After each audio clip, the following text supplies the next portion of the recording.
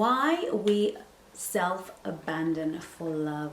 Hello, my name is Chengi and I am your dating and relationship expert here at the Black Swan Relationship Academy, and I am here to teach you ladies how to present as a high value, high status, high worth woman that high quality, high value men find completely irresistible. If that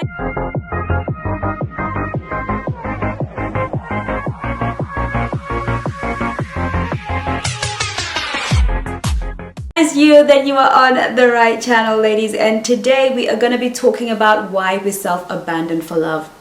For many of us on this channel, we have been taking the healing journey on Sundays with me because it is so important for healing to happen, for the feminine to be released. We do have an embodied femininity, but it is usually choked up by trauma, pain, unaddressed issues.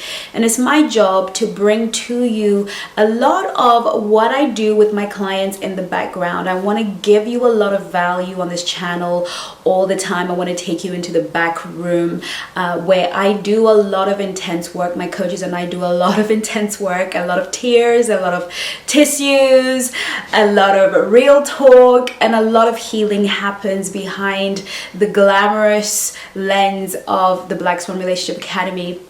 There's a lot of work that we do, and it is transforming the world, and it's transforming the world one woman at a time.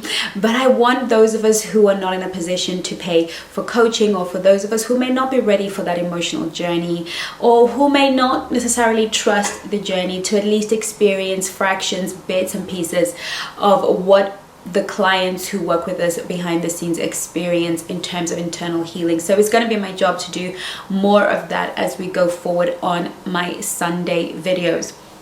And then on Wednesdays, you will see me when I will be doing some strategy videos and really just talking about dating and relationships on a very practical, strategic level.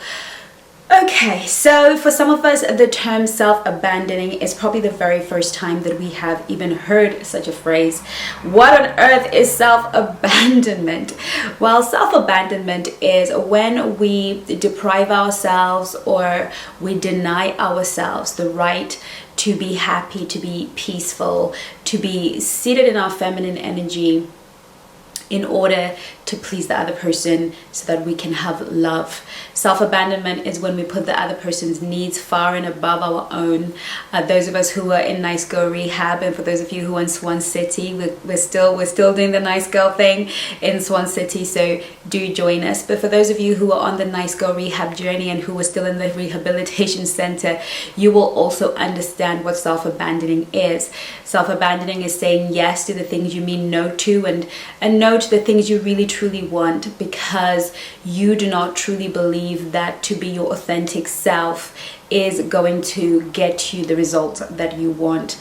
Now, we are constantly, all of us at some point, self-abandoning, and self-abandoning is different from compromising. Compromising still gets you what you want, but maybe in a different way, in a different form. So let's talk about self-abandoning in an example. If you go into a shop and you are looking for a pair of blue jeans, okay, so you go in there and you are looking for a pair of blue jeans, you really want a pair of blue jeans, but then you get into the shop and they don't have blue jeans. They've got every other color but blue, but they've got the fit and they've got the fabric, and they have maybe a dark green, right? And you go into the changing room and you say, all right, then let's have a look. You go into the changing room and you put on a pair of dark green jeans and you think, okay, I really wanted blue, but these are kind of nice. You know what? I'll compromise. I still get to walk away with a nice pair of blue jeans that look fantastic on me in a color that's nice. I made a compromise. I still got what I want, which was a pair of jeans. The self-abandoning example in this instance is you walk into the shop and they have no jeans. They have cotton trousers, they've got skirts, blue skirts, they have t-shirts, but they have no jeans whatsoever. They are not offering jeans, they do not make jeans, and the salesperson is really pushy, and the salesperson really wants you to buy something, and so you abandon your desire for jeans and you walk away with a t-shirt. Okay, you decide that I really wanted a pair of jeans, that's what was going to make me happy. They don't have a pair of jeans, but the salesperson or the shop really needs my money, and I don't want to be a bad person, and I don't want to seem like I don't compromise. I don't want to be abandoned in this situation. I don't want the people that own the shop to abandon me and not serve me and not treat me well. So I'm going to abandon myself. I'm going to abandon my desires. I'm going to abandon what I came into the room desiring, so that I can have a little piece of, you know, of acceptance or something. And so whilst that kind of is in a bit of an extreme example, we do that a lot in relationships. We don't just do that in romantic relationships. We do that in many of our relationships. We don't always speak up when we feel we need to, because it is unsafe to do so. Now, where did we get this narrative in our head that it's unsafe to do so? This narrative that it is unsafe to do so is something that we develop in childhood. So you'll find that we do a lot of inner work, child work with our clients, inner child work with our clients, so that we can really go down to the root core of when the belief that having what you wanted was going to cost you what you needed. Okay, and often that is the exchange. If I ask for what I want, I'm gonna lose what I need, and what I need at a very deep emotional level is to be accepted, is to be loved, is to be seen, heard, and known. That is a deep need that I have, and what I want is for that need to be met. But at the end of the day, it's never really worked. If I'm honest, I get rejected when I'm honest. I get punished when I'm honest. And this would be something that you would have learned at a very young age. You asked your parents for something that you really desired, that you really wanted, that you really needed, and maybe you were ignored, or maybe you were punished, or maybe you were reprimanded, or maybe you were told it's not important right now, but other things going on right now, it's just not important, and your desires were minimized. Or, yeah, sweetheart, I'll come, and you know, and the coming never came.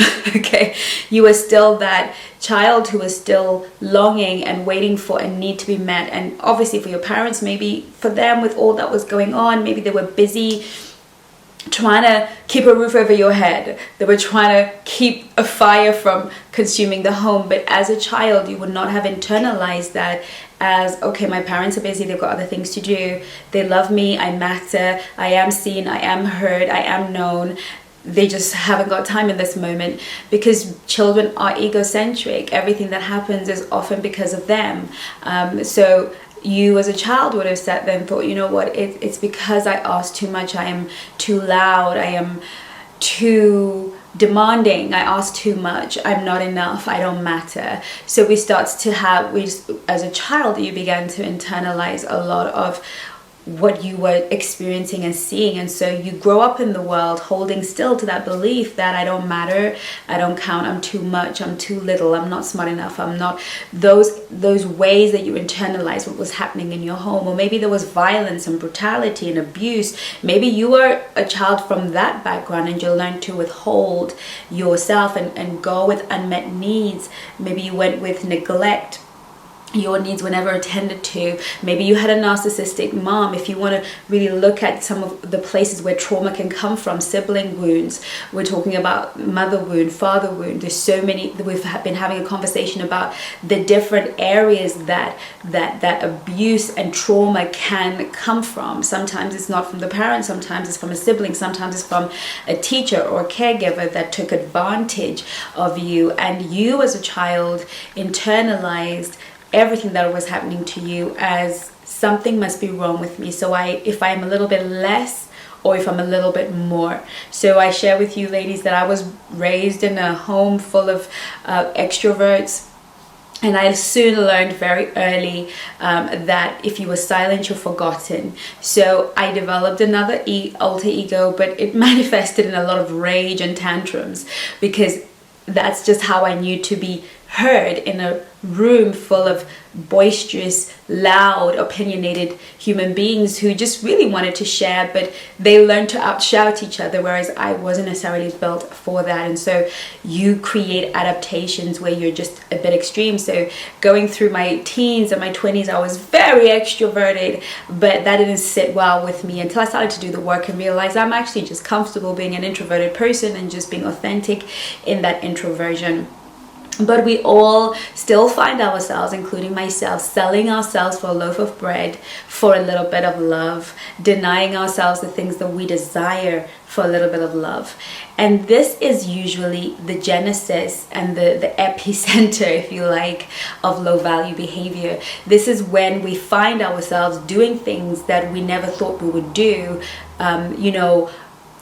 giving a man money knowing that we would never normally do it, but we abandon our values, we abandon our standards, and we definitely abandon our like totally do away with our boundaries, because we feel like, I really like this guy, he sees me. And this happens a lot in relationships where we have a strong connection with somebody, and that person is connected with us intently because for a minute, for a moment, they looked into us and they saw who we were. They saw the woman who was not, the black swan queen. They had a keyhole experience of just the girl that just wanted to be loved. They had that keyhole experience of that girl just wanting to be cherished and held and taken care of, and they got that insight and they spoke to that in a person, that inner child that has been neglected, sitting under a table or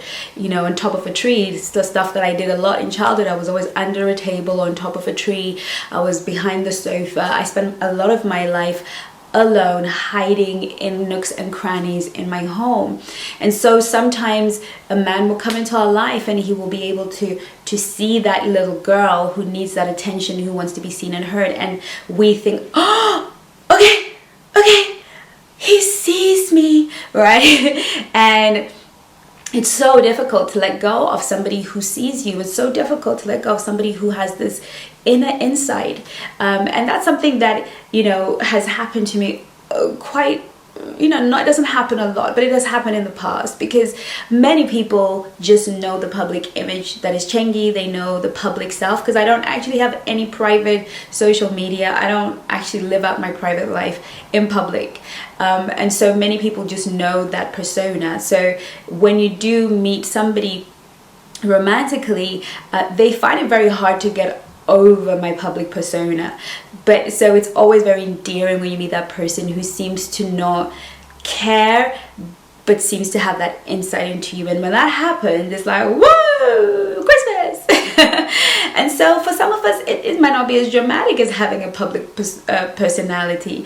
It may just be, you just go through life feeling invisible half the time, feeling like nobody cares about what you think, what you have to say.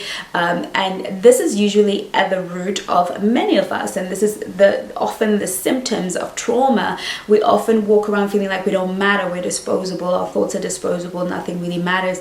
And so when somebody comes into our life, whether it's a friend, somebody purporting to be a business partner, often this is how predators are allowed into our lives. And what we do in that moment when we feel seen, heard, and known is we abandon ourselves. They ask us to do something that we wouldn't ordinarily do. They ask us to hire them, for instance, without taking them through the usual procedures. And because you're so excited to have somebody who is so magnetic and who really sees and understands your vision as a business person, you will bypass all of your protocols that you put in place for a reason in order to meet that need. And that is self-abandoning. But in relationships, we do that very often. We do that even as married women. We want to have intimacy with our partners. We want to have that sexual intimacy. We want to feel seen, heard, and known in the bedroom. But he comes in and, you know, for him is at a hard day and he just wants to use your body as a de-stressing component, right? He's had a hard day and he just wants to go and do his thing, and this happens all the time, and you feel like if you speak up you're gonna hurt his feelings, it's gonna get messy, and he's gonna leave you for a woman out there who's always ready to give it up at a million miles an hour. So then you self-abandon in your sexual needs, so you go without your needs being met. In marriages we do that too. Hubby takes a shift in his personality, his character, something changes, and we don't know what, we feel hurt, we feel lost, we feel abandoned, but we don't know how to address that. We don't want to address it. We know we need to, but we don't want to, so we hold back from addressing it because it might be that he's changed and no longer wants me, and then I'm going to be abandoned and I'm going to be neglected, and I'm going to be that little girl sitting on top of the tree or under the table or in the nook. I'm going to go back to being that child that was just all alone. Sometimes we self-abandon when we have sexual intimacy with a guy too soon. You know, they're coming at us with our fire.